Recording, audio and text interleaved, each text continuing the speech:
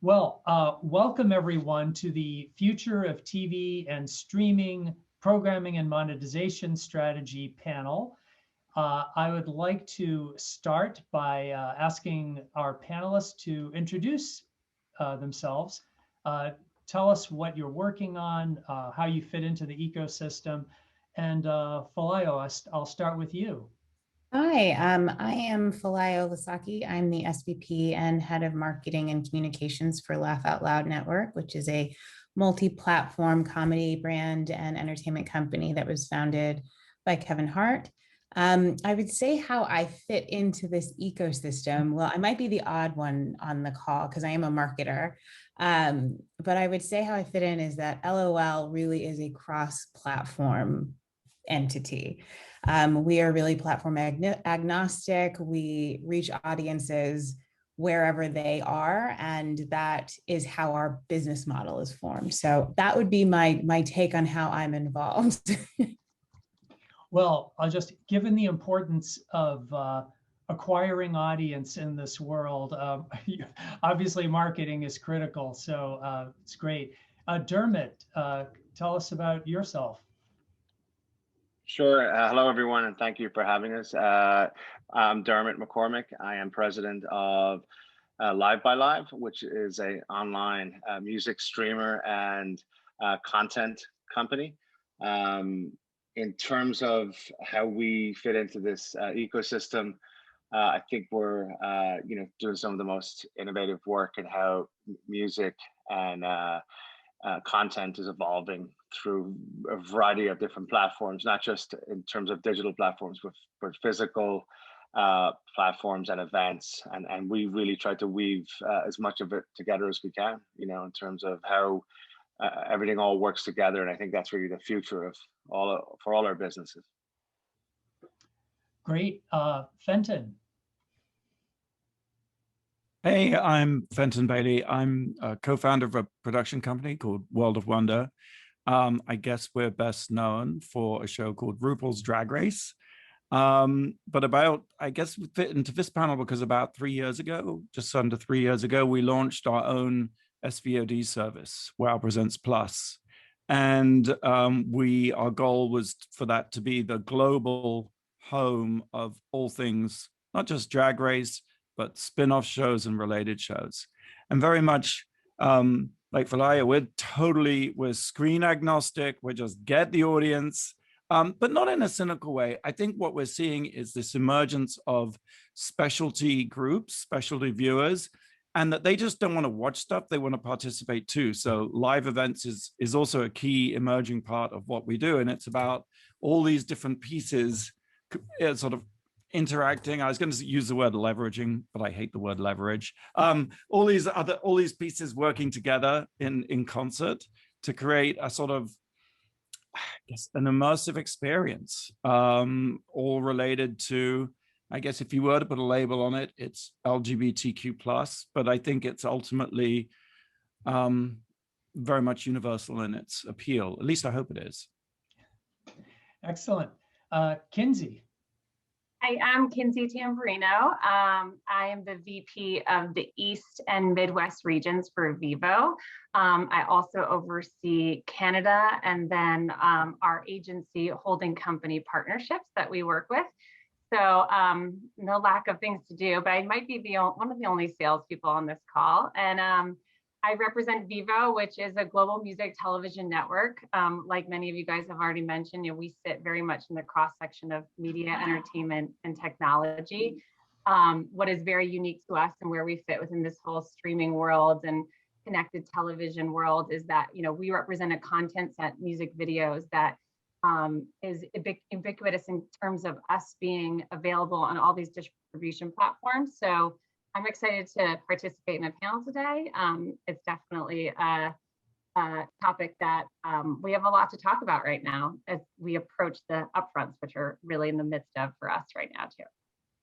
Oh, very good. And Kim. Yes, thank you. I'm Kim Hurwitz. I'm Chief Marketing Officer, so I am a marketer as well. Props to the marketers.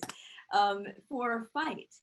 We are the premier global streaming platform for combat sports and entertainment in general. Our main business model is pay-per-view, and we specialize in live events. We stream more than 1,000 live events every year. We were recently acquired by TrillerNet, is the home of Triller Fight Club, and they also own Versus and Triller and Halogen Networks and some other things. So we're very excited to be part of their family. We started working with them last November when we carried the Tyson Jones events. We were the exclusive digital global provider. That was the biggest pay-per-view of the year and the 8th biggest of all time. And then in April, we carried the Jake Paul Ben Askren fight. And then these two gents right next to me are the next one on June 19th. It's Teofimo Lopez and George Kambosos for a unification for title bout. So we do combat sports, of course, boxing, MMA, pro wrestling, but we also do music, and we also do soccer and basketball and VOD content and a little bit of everything. But live pay-per-view is our sweet spot. Great. And I'm Jonathan Hurd, a partner with Altman Solon. We're a technology, media, telecom focused strategy consulting firm, and we have 12 offices around the world, just recently opened Sydney, Australia, and about 350 people. And we do work across the technology, media, telecom space, but in media, we work with programmers, direct-to-consumer services, SVOD services, and studios on their strategies. So diving in here to some of the questions, I always like to start panels like this with consumer behavior and what you're seeing. And obviously the pandemic has had a big impact on streaming video and music, and would love to hear about how the pandemic has affected your business. And it might not even be viewership, it might be how you actually run your business. So that our audience can hear how you've adapted. So anyone, Fenton, I know we had an interesting talk about this. If you want to kick that off, it would be great. Well, I definitely, you know, when the pandemic struck, we were in England filming a second season of Drag Race UK. And for a moment, it looked like one of the most terrifying things to be looking at. You know, I thought this is the end. And in fact, Pinewood, where we were shooting, closed down and kicked us out, and we had to take our set away. And so for a few days there, a couple of weeks, it was like a disaster. But I have to say, in terms of the long view, we've switched over to people working remotely. You know, we have our offices are in Hollywood, and we have a building on Hollywood Boulevard, and we turned, no one's been there since, basically. We never had a work from home policy, but now we do. And I was surprised actually at how quickly we were able to pivot to, we have a big post-production department, but we were able to set everybody up with their systems in their own homes. And I would say, bizarrely, generally, people seem to really like working from home. And so even though we're now talking about reopening the office and everyone coming back in, I think it's going to be different. I'm not sure that everyone is going to come back or need to come back. And we've been hiring from all over America and overseas, which is something we never did before. It was always like, you got to be in LA. So I would say it's just in those respects, it's been, from a sort of production point of view, it's actually been amazing. I know it's not what. You almost feel guilty, right? Yeah, you feel it shouldn't be that way. Exactly. I do feel similarly blessed because, well, we were always a remote company. We have offices in the UK and Bulgaria, and then dotted all over the US. So this fit right in with what and business as usual for us. And we're a streaming company, which I think anyone in the streaming space probably had a pretty good year.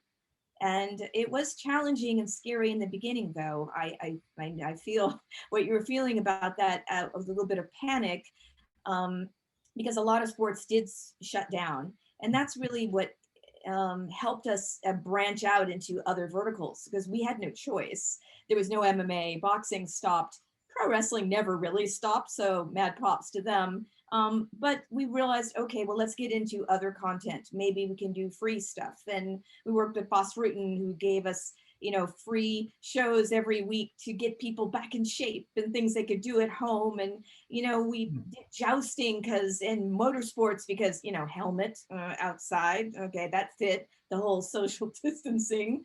And then slowly everything started coming back, and people were really open to streaming more than ever. So I agree. I think some things will change, and now that crowds are going into the arenas, it adds that extra energy, which I think is great. But I think it's going to be a mixture. I think streaming will still be kind of a new mode of choice for people.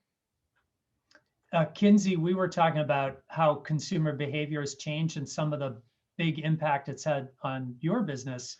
What have you seen? Yeah, I think it's interesting because Kim, you mentioned about, sports changing, not being in arenas, and artists are not in stadiums hosting huge concerts and live events. But what was really interesting for us to figure out throughout the pandemic was that music just doesn't stop. You just become more creative. Our artists, they pivot, they still have a platform, and they really utilized our platform to be able to still have a voice and speak to consumers and fans and loyalists and consumers, but just did it in unique ways. They were still putting out music videos. So for us, the beginning of the pandemic, like our tagline was always on, never postponed, never canceled, because they just became more creative and used different platforms to have a voice. So it was really pretty interesting. I mean, the viewership that still transcended, it didn't really stop for us. And obviously we all endured it from a streaming perspective. That's where consumer behavior shifted to. But we were uniquely situated because we were still putting out new content. So we had people coming back over and over again. And that's where we saw something really happen when in terms of viewership was always going in that direction, but we saw our ad revenue just take a complete shift, going from 4% of our ad revenue going towards the big screen, CTV, being almost at 50% right now, which is like a complete fundamental shift in our business and like our go-to-market and all those things. So it's been quite a moment for us, to say the least. That's great. Dermot, what have you seen there in terms of shifts as a result of the pandemic? Yeah, well, we're a business like Kim's business. Kim, hi, good to see you. We were live streaming music for many years in terms of festivals and club shows, and then pandemic hit, and we had I don't know maybe 250 events go up in smoke.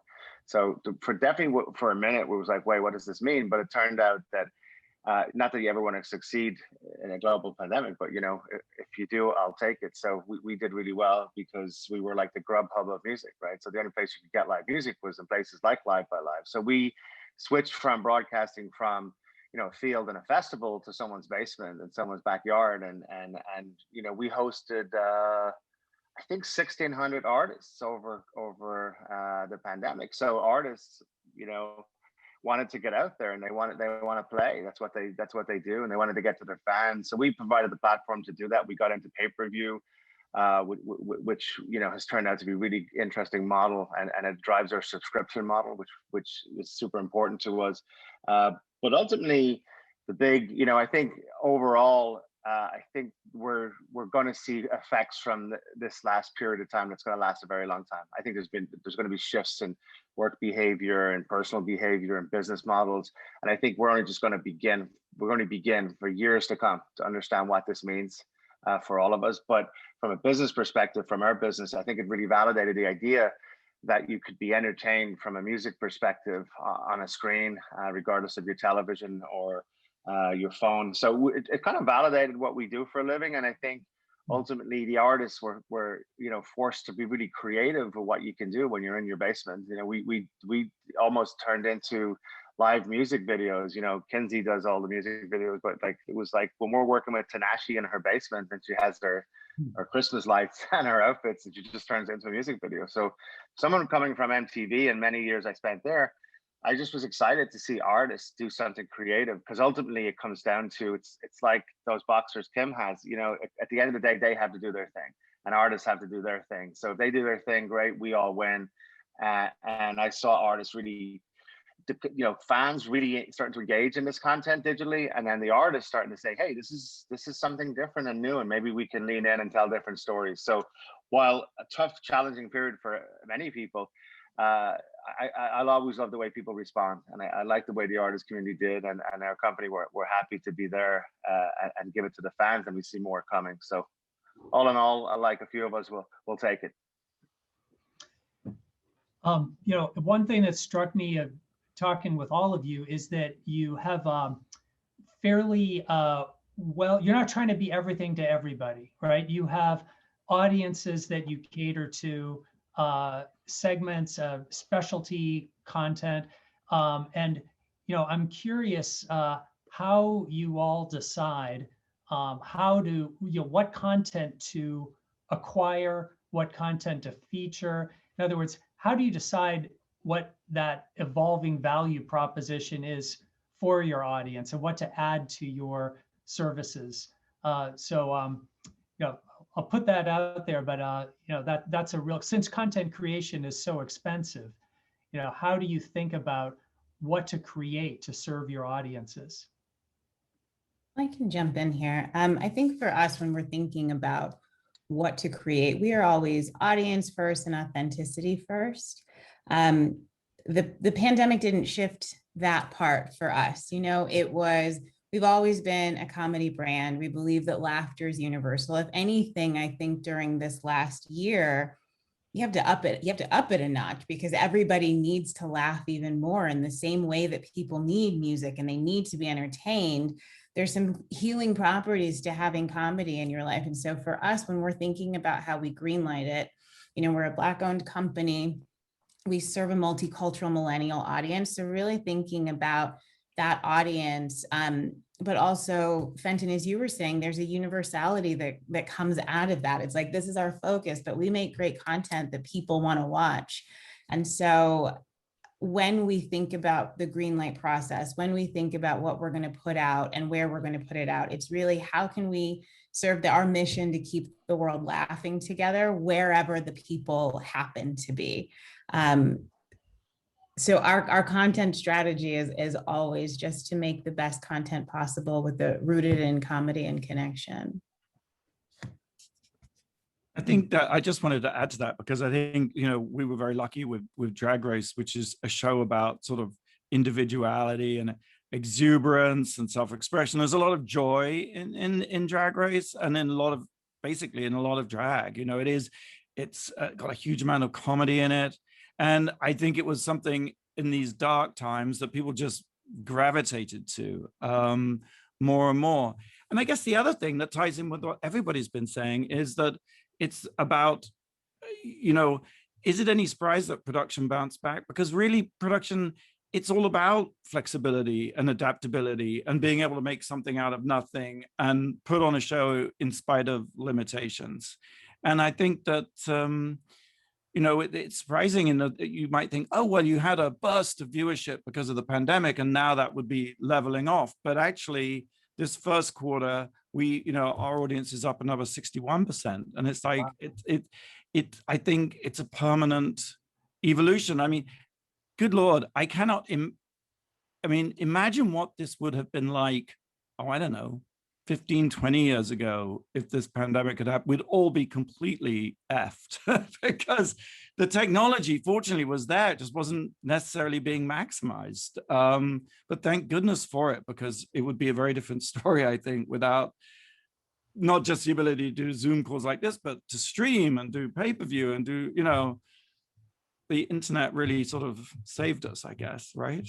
I also see this group as being somewhat proactive. Like, it almost, and not to say that any company is quote unquote pandemic proof, but I know that for LOL, you know, we had a very diversified offering on many different platforms before the pandemic. So where, you know, we saw our audio go up over the last year. We have a deal with Sirius Radio. And so our radio consumption is up, our podcast consumption is up, our streaming, we're on a bunch of distribution platforms. So I think maybe the fact that it doesn't feel like anybody had all their eggs in one basket to start with, that makes it easier to push through some of those harder times. And adaptability of the production people, which is fantastic. Yeah, and for us, I think in addition to the content, for us with this transition to connected television, it's about how do we program it. So it's kind of an interesting situation for us to be in, is that we know that the content brings audiences, but how do we program it to the environments that now people are watching us and consuming it on? So that's been a really interesting, opportunity for us, talking about how we want to serve this to people who are already looking for the content, thinking about how to get more visitation and time spent and all these metrics and insights that drive consumer behavior is a new world for us, because we had predominantly been living in a very digital, browser-based mobile environment. Now on CTV, it's a completely new programming dynamic that our teams are all working on and doing it feverishly, really quickly, because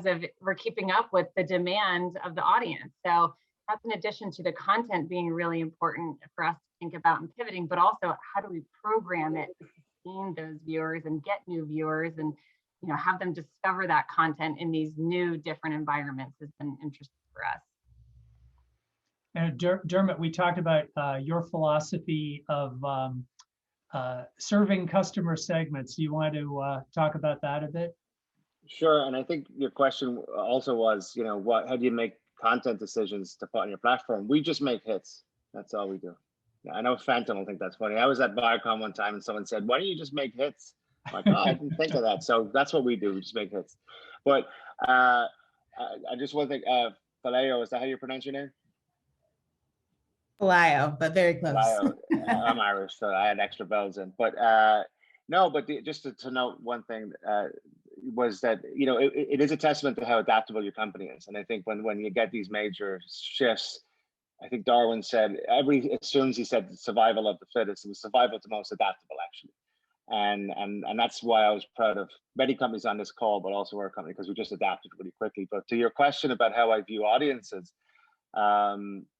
we talked about it, right? And there's a lot of, overserved audiences getting overserved by more people. And that's not the way we want to go. So what we want to do is we want to overserve the underserved.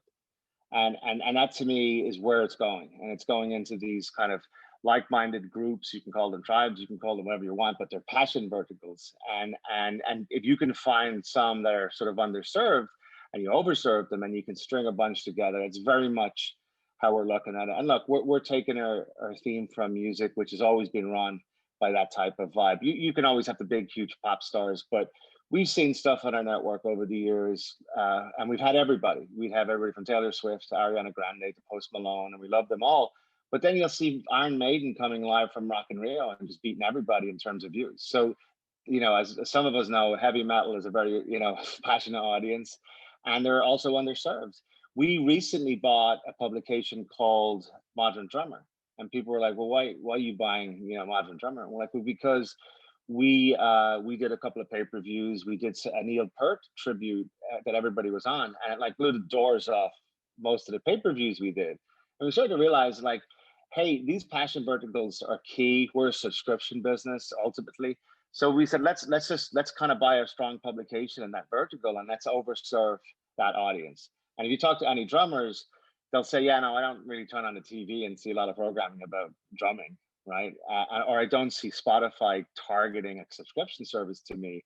Whereas, we can do that. I don't want to compete with Spotify, but I think I can compete in these passion verticals. And in our pay-per-views, K-pop has done really well. Jam bands have done really well. Hard rock has done well. And in certain cases, pop, you think these big stars, it's kind of like, okay. So, that's my theme for this year and beyond is overserve the underserved categories. And I You don't. can I leave over serving. The overserve to everybody else. You could consider that stolen. I love that. I'm going to put it on a T-shirt. My God, You got that's so good. Yeah, Overserved. I made that love up when I was it's talking to Jonathan. amazing. We've always sort of talked about making the niche mainstream, and I love that overserved the underserved. So stolen twice. Sorry. That's a hashtag now, Dermot. Yep. I'll jump into the Modern Drummer as well. That was a great pay-per-view, and we actually worked with X Live on there.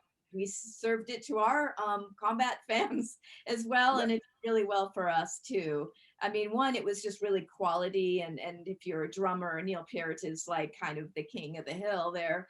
But I do think it's nice that it was a unique show, and I think people are looking for uniqueness, and they'll pay for uniqueness, and you don't want to just serve up something and then try and sell it, especially when it comes to pay-per-view, because again, you're asking them to open their wallet, every single time. So subscriptions are not an easy thing either. We also have some bundles on our platform that we sell, mainly internationally.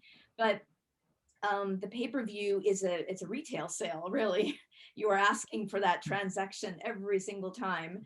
And as long as, just to camp on to what you guys have been talking about, serving these passionate niches, one of the things we thought was really interesting was the Truller family bought Versus, which are rap and urban and hip hop battles, if you will, kind of like fights. So it kind of fits with us, but they would, square off against each other, and it would be one great hit after another. And it's these amazing, Instagram live free events.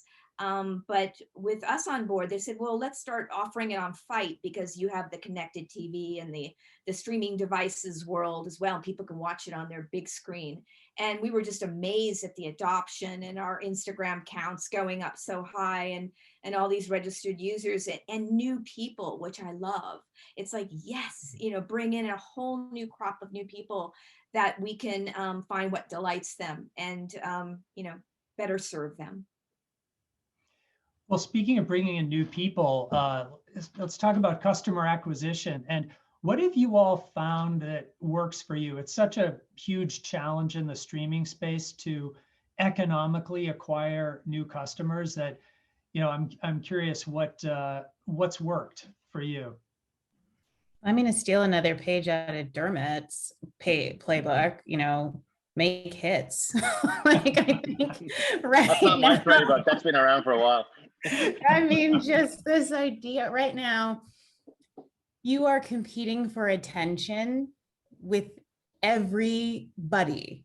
Like, if whoever the audience is, they have a friend, they have Instagram, they have social, they have TV. I think we talked about it, that how I watch television is sort of ridiculous, because especially if I have to like rewind anything, because I have my TV in front of me, my computer to the side of me, sometimes a tablet, and then my phone.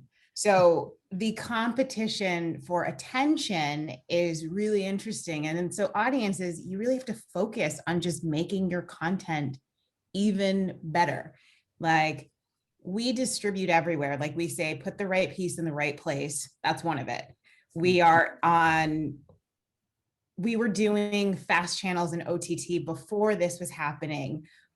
But at the end of the day, you have to make it great. You have to be compelling. You have to give people a reason to watch you or to listen to you or engage with you. So, and then just one little love on Versus, because I know you're a Triller, but I think in terms of who's doing cool things innovatively, Versus is so cool. It's tapping into nostalgia. It's talk about cool stuff. It's like bringing classic music to young audiences on a super young platform and then making them think that they came up with it. It is so great.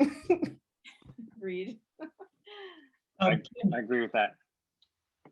Kim, you mentioned your affiliate program when we were talking earlier. Tell us about that. That has been one of our most cost-effective and exciting ways of acquiring customers. I used to work at DirecTV and in cable before that, and so I understand, you know, the types of dollars it takes to bring on a cable or satellite customer. It took a long time for that to pay off. And now digital is very different and costs are lower and whatever, but there's still a cost to bring on a customer, and then you have to figure out the lifetime value and all that stuff. We have found that this is one of our best avenues, and it provides some interesting dividends. So we use an affiliate program powered by CJ, which is, they've been around the longest, I think 15 or more years. And they process, I believe, over 1 billion transactions every month. So many companies use this platform. But it was just a really great way of reaching out to media and influencers who talk about your brand anyway, or have a propensity to talk about your brand, and say, you know, if you sign up as an affiliate and you send traffic our way, you know, we're going to give you a cut of it. And so it's a way of them making extra revenue streams. And for me, it's a good spend on marketing for me, a good return, and we get a lot of extra media. We just pay for actual sales that come through. And it's been a really great program. We've been doing it almost 1.5 years now. And so it's really grown. And it's a global, you know, we're a global company. We do a lot of business in Australia, and UK is a huge market, and Scandinavia. And so this is another way of finding different pockets that you can really help these people, and they become evangelists of your brand. And it is a good thing. So I always recommend that whenever people say, hey, you know, what's some of your secret sauce? What do you guys do? That's worked really well for us. That's great. You know, speaking of distribution, Falaio, you brought up that the content has to fit the platform on which it's being seen. I'm curious, how much do you and how much does everyone else adapt the content depending on, you know, whether it's a connected TV or a mobile device, or whether it's on Pluto or something else? You know, Falaio, how do you think about that? I think we start with content first, and we try to think of everything as an interconnected ecosystem, I guess you could say. You know, LOL is one entity. So when we're thinking about how does this best fit from a big screen like a TV all the way down into a telephone, so where is audience behavior going, and how do we shape the content, whether that be just from thinking about a stand-up special and how that lives at every single platform and how you can distribute it there. Because even like I said, you know, when I'm multi-screen viewing, and I don't recommend that, it's, you have to rewind things like 15 times just to catch what the last person said. But when I'm doing that, I'm one viewer, but my viewing habits on each of these things is very different. So I think we try to think about the psychography of people and how they're experiencing things, you know, and that can just be even across social, where some things are real time, some things are more image based, sometimes you have to be video, sometimes live works better on this platform versus that platform. I think audio has also been, like I said, just a huge place where we've been able to figure out, maybe this is better as a show here, maybe this fits better as a podcast, maybe this is an audio experience. We have stand-up shows that we created an audio book out of. So I think that what we try to do is just figure out how to best, you know, we say we're comedy in color wherever and wherever our audience is, whenever they need us. And we sort of live that by presenting this comedy distributed how the audience finds content. So that's that whole audience first approach for us. We have kind of a similar, I think, approach in terms of, you mentioned something earlier about, you know, we say we frequent the neighborhoods that people are already in. So that was a really big part of our roadmap for distribution about 18 months ago. We want to be in the environments that people already are in. We don't want to compete for more time by creating another platform to take people away from where they already are used to going. So it was a really big initiative for us to be in the environments that people are already in. And we are uniquely a content set, music videos, the official music videos that, yes, tried and true. They started in cable in the 1980s. Dermot, you probably, from your experiences at Viacom, so familiar with it, but it's one of those content sets that can help proliferate different technologies. So now we're back in the living room and creating a different personalized experience for consuming them. They've been popular for so long. They've just had different environments they've lived in. So we really are bringing them back to the big screen, to linear and on-demand environments. That's another factor for customizing these experiences, that some are linear, some look like a regular program guide, and then some are still through app-based environments, more like user-centric, to having to search and discover that content. So we're doing a lot of that, navigating what works best in each one environment. Some have different geographical footprints, time of day. So it's a learning experience for us to understand what people want, how they want it, when they want it, and making sure we're giving them the right opportunity and putting advertising messages in the right environments as well. So it's really an interesting time for us, but it does really feel like we're coming home, if you will, to the living room. For any of the rest of you, how do you decide what platforms to distribute through, develop for, and have you had any innovative successes, I would say, with your distribution partners in terms of collaborating with them?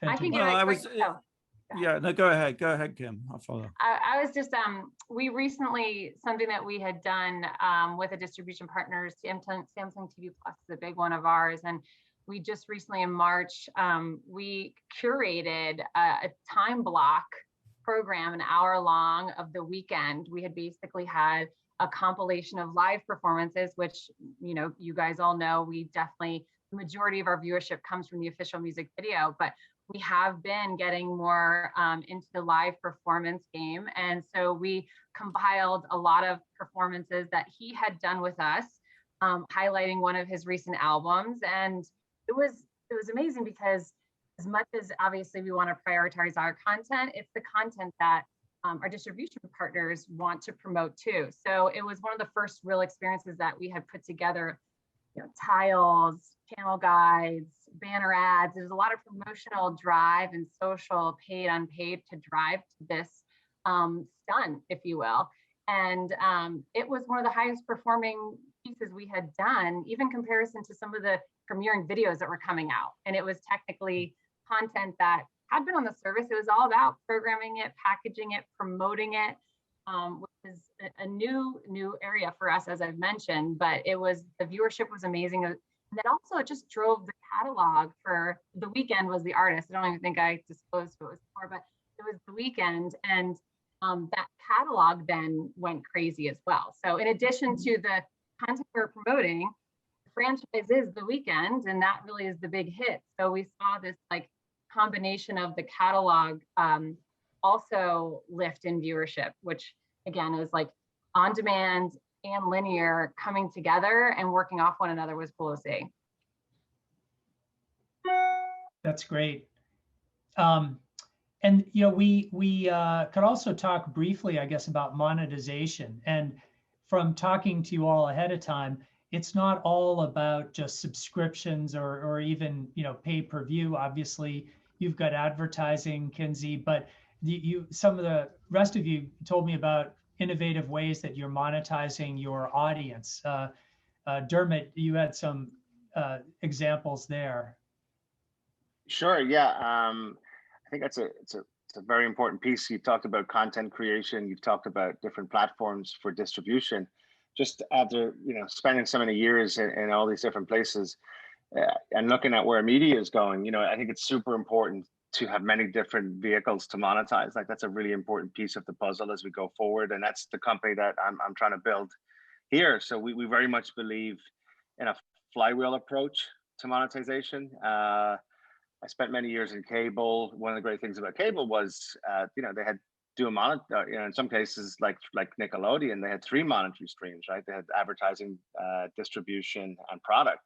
So I kind of learned from that. And if you look at what's happening to advertising-led businesses, content business today, if you're not Facebook and Google, you're not in a great place. So we very much wanted to build something that we call it the flywheel effect. So, each piece generates revenue and each piece drives the next piece. So we have over 1.2 million subscribers in North America for our core music service, which is audio. We're in all the Tesla motor vehicles. So if you have a Tesla, it comes with the car. So check out the playlist there and let me know if you like any of them. We recently bought a podcast company, Podcast One, which was from the founder of Westwood One, Norm Pattis. We've got great artists and talent on there. We have a pay-per-view business, subscription business, advertising business. We recently bought a merch business. So for us, ultimately, it's really about when you partner with creators and great talent.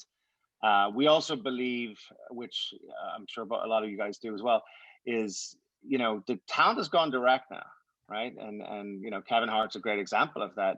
They're using their global footprint to go direct, and that's the future. That's the future of everything you need to know. So we're trying to build a platform that will lure creators in, where we can create great content with them. Today it's musicians, tomorrow it's comedians, the next day it's everybody. And how do we sell advertising, sell merch, do a podcast? We did a big partnership with like Pitbull, and we did 2 pay-per-views with him. He helps us get Latino subscribers for our audio platform, and we have a podcast with him, and we have a merch line. So we want to continue to build all those elements of the flywheel, and then bring talent in, and try to sort of lean into those macro trends. And the macro trends are talent is going direct, and there's no way around it. But they don't always have great production partners like Fenton, and great platforms like Fight TV, and so on and so forth. So to me, that's what Vevo was founded on, right? Vevo was founded on kind of a platform to get music videos. I was there at the beginning of that story too, but McKinsey, that's a story for a different day. But that's where we're going, and I advise anybody to just keep building those, building those monetization vehicles, and you can probably learn everything you need to know from people like Kevin Hart and like The Rock. They're doing, to me, everything right, and you just got to watch them and see, can you follow them? That's my 2 cents. Any of the rest of you on monetization, Fenton? Well, I guess our sort of, we're kind of a scrappy startup, I guess. And our sort of approach has really been, certainly with Drag Race, which is the sort of the white hot engine of WoW Presents Plus, what we've done is we've licensed it to different territories and making original versions in different territories. And the deal we do is, well, they can have it, the original version for their territory, and then WoW Presents Plus has it for the rest of the world. And so we're using the linear channels in different countries to really bring awareness to the show. And in fact, in that respect, we have a deal with Netflix on the library, and Netflix has been really helpful in terms of getting the word out. They have a sort of, obviously they have a sort of a might and a presence that is greater than WoW Presents Plus. But they've been very useful in getting the word out to people about Drag Race and helping bring the audience, so that when people get to know that all the versions of Drag Race you can get on WoW Presents Plus, plus a whole bunch of other original shows, that seems to be working well. The other thing that works well, and really, because we started out with a YouTube channel, WoW Presents, and it was doing fantastically well, and advertising revenue was great. And then there was that advertising apocalypse moment where, for some reason, I forget the precise details, Google just tweaked something, and literally our revenue just fell through the floor. And we're like, this isn't good. I mean, they could just change it some other time. And, so it was after, that was really the trigger event that made us launch subscription network, WoW Presents Plus. But now we use YouTube and the WoW Presents channel as a showcase window. It's great. We have a lot of subscribers, and we put short form content up on there to drive them to subscribe to behind the paywall to WoW Presents Plus. And then I guess the third thing is really live shows, you know, DragCon. We have a show in Vegas, which obviously isn't open right now, but will open. And while the audience is sitting in the theater waiting for the show to begin, we just play tons of ads for WAP Presents Plus and all the different shows on that. So it's using all these different things, as Dermot says, you know, it's using anything and everything, and they all seem to, in an ideal world, play off each other. That's great. Well, we have only maybe a minute left. I'm getting a note here. Falaio, I don't know if you can maybe in a similar vein talk about the different ways of, you know, monetization across Laugh Out Loud. Yeah, quickly. I mean, I'll just say that, and you know, it's interesting. I was thinking about the pandemic part. You know, I'm a person who started in the pandemic, so it's a whole different world understanding the what was before I started versus I've only been in my chair at home. But when I think about LOL, we have multiple different divisions. So yes, we had an experiential division, or we have an experiential division that is quiet at the moment, but ramping up towards the end of the year. We have our audio division where we're doing podcasts, radio shows, audio books. That brings in revenue. We have LOL Network, which is our our owned and operated production house where we are distributing that across OTT and FAST channels. That brings in something. Through LOL Network, we also offer brands the opportunity to come in and do branded content. That's an opportunity for revenue. LOL Studios operates as a traditional production company where we're selling to networks and distributors and whatnot. That's an additional opportunity for revenue. So I think it seems like a theme across everybody here. Is that you really just have to be thinking, like, the lens has to be wide, you know, the focus on what you're providing is narrow and making that the thing that matters, but where you put that is a wide lens, because the monetization is going to come from a person on a telephone or wherever they might find you making the decision to come back. So you just have to make sure you're there. And clearly also you have to overserve the underserved. That's the lesson we all take. That's the thing I'm taking away from this whole conversation. Well, it's really been a pleasure for me meeting you all and having this conversation. So thank you all so much. I've really enjoyed this, and keep thriving out there. Thank you. All right. Thank you so much. Great to meet you all. Thank you, everyone. Bye. Nice to meet you all. Bye.